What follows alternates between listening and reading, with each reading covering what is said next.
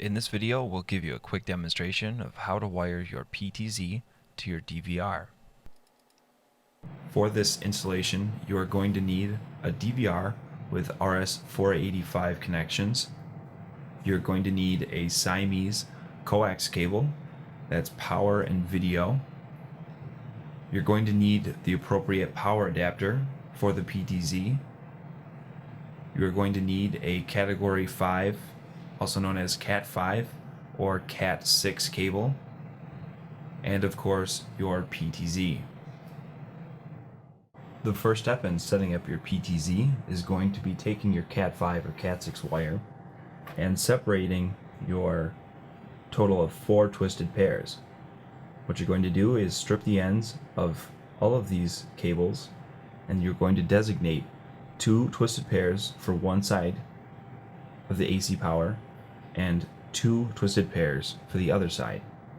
So I'm going to go ahead and strip these, and I'll be right back. So as you can see, I stripped all the ends off of my cables here, and I still have them in their original twisted pair form. What I'm going to do is select 2 colors and twist them together, and then I'm going to twist the other 2 pairs together as well. So I'll go ahead and twist these,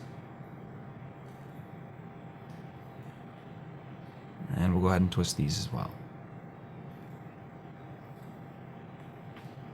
So now we have 2 solid wires.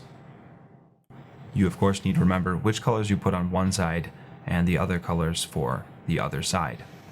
So I've got orange and green on one side and blue and brown on the other side. We are now going to take the 2 wires that we just created and attach them to our power supply. So you can see here I have a screw terminal block. We're going to take one end, put it in one side, the other end, and put it in the other side.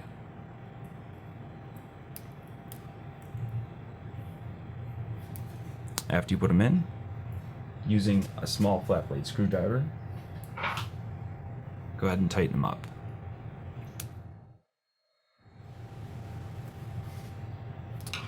Give it a quick pull to make sure that your connection is solid.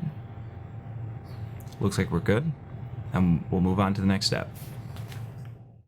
The second step in setting up your PTZ is going to be taking your Siamese coax cable and stripping it down to the black and red wire. Once you have the black and red wire, strip off the ends so that you have 2 solid copper tips.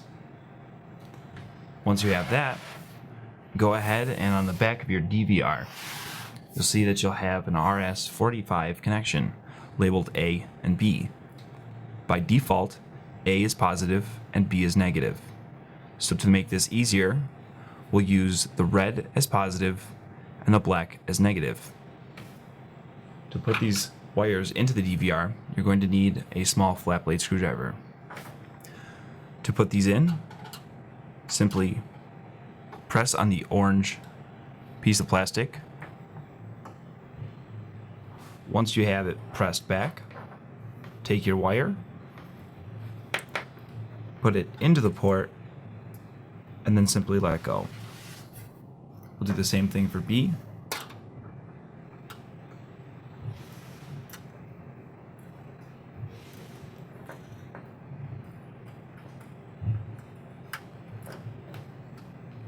And we'll let go.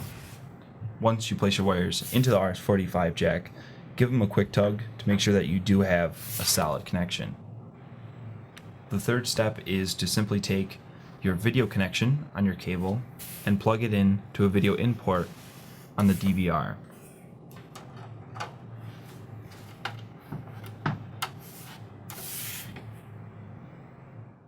Step 4 of the installation process is going to be installing this cable wherever you want your PTZ installed.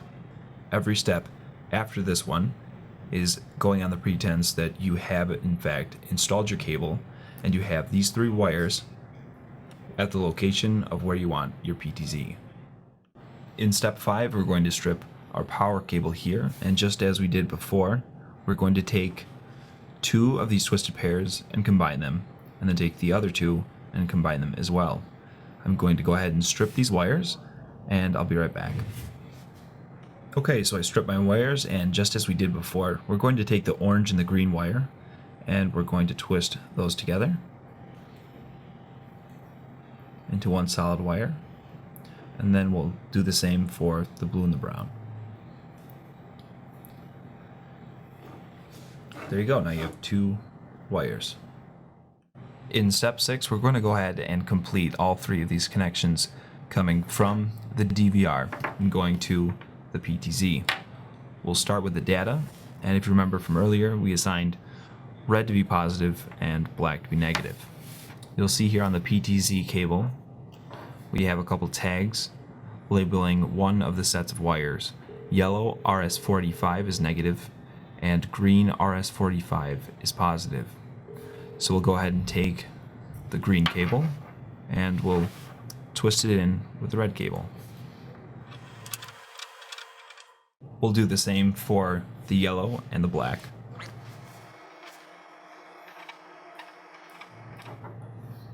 And then we'll go ahead and tape these up to make sure that they don't cross each other and short circuit the PTZ. We'll be right back once we're done. So we're going to go ahead and repeat this process for the power. I'm going to stop the video and do this on my end to save you some time, and once I'm done, I'll start the video again. Okay, so I have my power and data connected. The last thing to do now is connect the video, which is very simply to take the B and C connector on each end and push and twist. The seventh and final step is plugging power into your PTZ. You should always plug in power last to prevent any kind of short circuiting. Any type of short circuiting may result in the malfunction or complete destruction of your equipment. So after you are 100% sure your connections are correct, then it is safe to plug in power.